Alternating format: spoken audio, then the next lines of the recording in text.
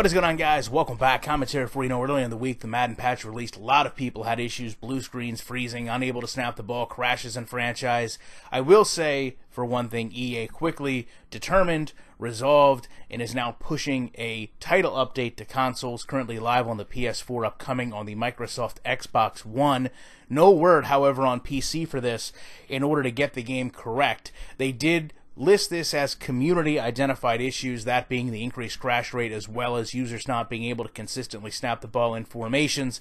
So I'm glad to see they made leeway in correcting it and getting out a proper working version of the game. I still will say, though, for the people in our community that come out and they hype this, and this was the most hyped patch I can recall. I mean, set aside the arm tape.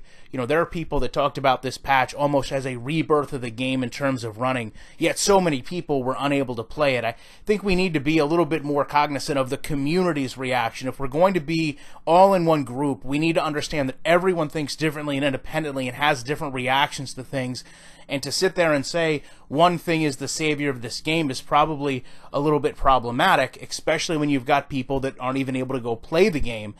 But having said all that, to me, you know, when I went and looked at the tape, and I'm not that petty to bring it up, I really, now that I've seen it, it looks awful. I mean, it almost looks like it's painted on, it's straight lines, it's nothing like what he actually wears in-game. And it almost makes me bring back that feeling that sometimes I think EA just does things to do it, just to say that they did it, just to put out the publicity and the marketing that they're doing these things to someone not involved with the game or the community. They see those things and they assume that the game is so far done that these are the things they're focusing on, and because they're not involved in our community, they don't see the game, they don't talk about the game the way we do, they don't know how far behind this game really is.